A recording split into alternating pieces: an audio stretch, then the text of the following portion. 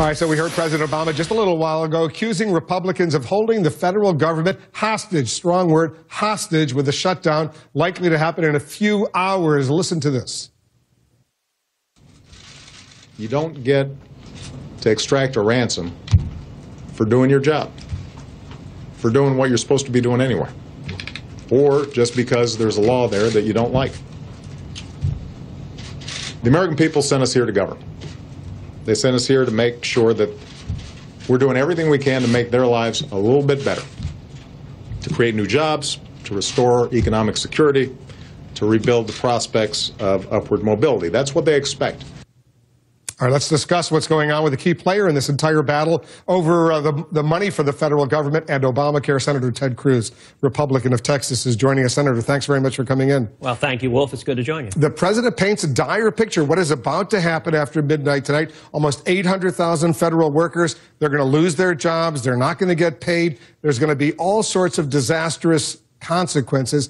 Why not give at least a week or 2 weeks an opportunity to let the government continue, and then you can continue these negotiations with the White House?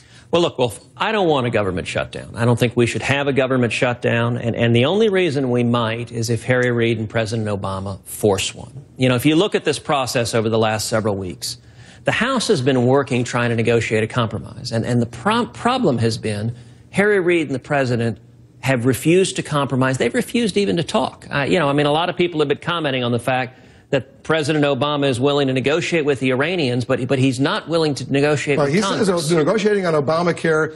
He's not negotiating with a gun pointed at his head, he said. Well, but let's be very clear how this has played out. You know, my view, as you know, is that I think Obamacare should be repealed in its entirety. But you don't have the votes. But you don't have the votes for that. And so, in the spirit of compromise, when this thing started, we started with a compromise position, which was where the House of Representatives was, that it should be defunded. Now, that went over, that passed the House. They funded the federal government. It failed in the Senate. It went to the Senate, and Majority Leader Harry Reid said, no, absolutely not, no discussion, we voted down. It then went back to the House. And the House compromised again. They then came back with a one-year delay. Now, that was a compromise from defunding, and they funded the federal government again in its entirety. But it failed again in the Senate. But let's be clear, it didn't fail.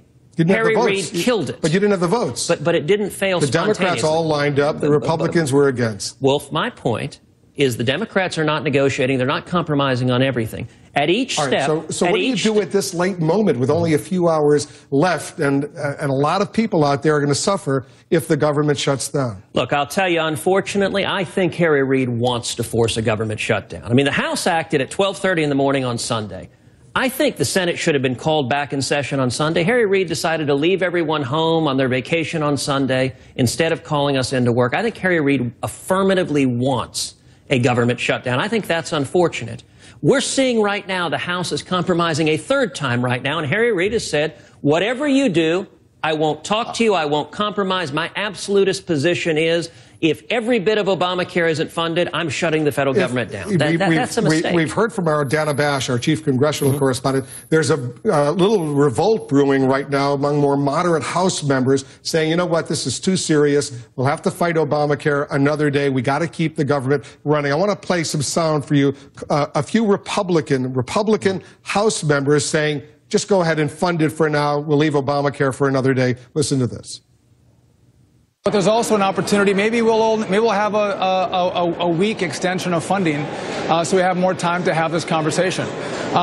There are a number of different opportunities that we have. There are over 180, probably 190 members of the House Republican Conference who have a very serious sense of governance, and who are the governing wing of the party. We have a few dozen who don't have that same sense of governance, and so we're just going to have to get on with the business, pass a bipartisan bill, and keep the government running.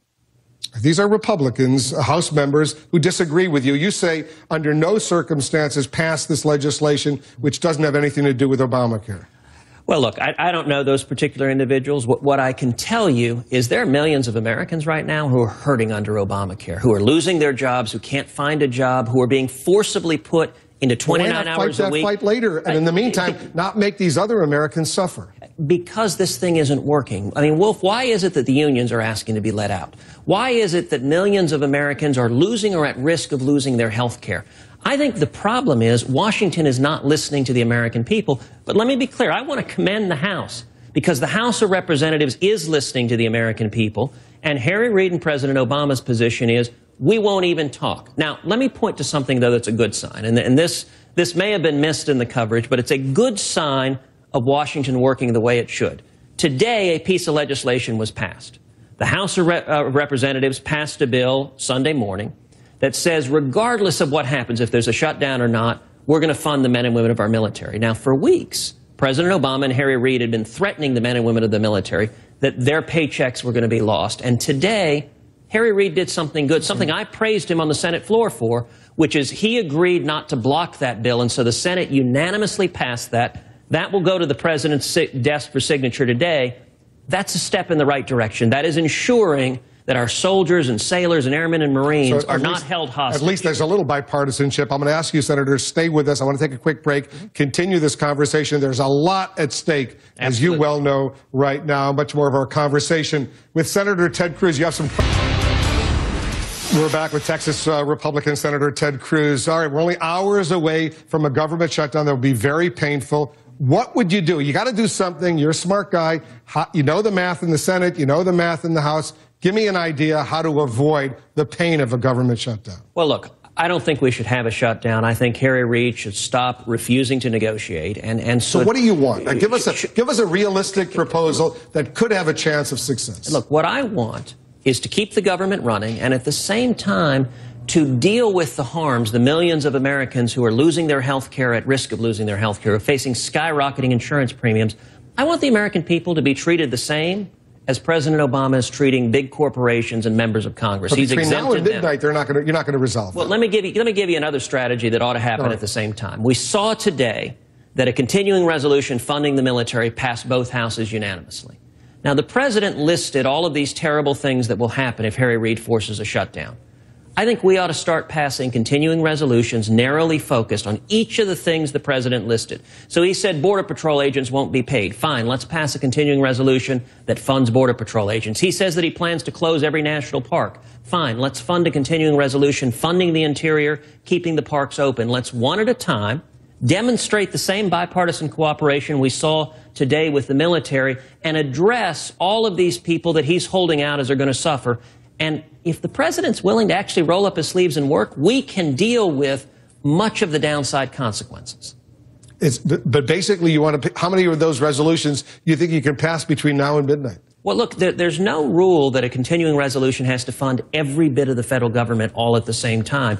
We should pick the critical priorities, the areas where, if the Democrats force a shutdown, the areas where there'll be the most pain, and let's address that. Let's take them off the table. And I think the House tonight ought to pass several continuing resolutions. I was glad the president made clear that even if they force a shutdown, Social Security will continue, the military will continue, Medicare will continue, but we ought to address the other areas. The VA, a perfect example. The House should pass a continuing resolution funding the VA in its entirety, send it to the Senate, and I hope Harry Reid would show the same willingness to work that he did this afternoon. All right, specific proposal coming from Senator Cruz. Thanks very much for coming in. We'll see what happens. We'll touch base with you again in the course of this evening. Very good. Thank you, Wolf. Thank you, Senator Cruz, for joining us. That's it for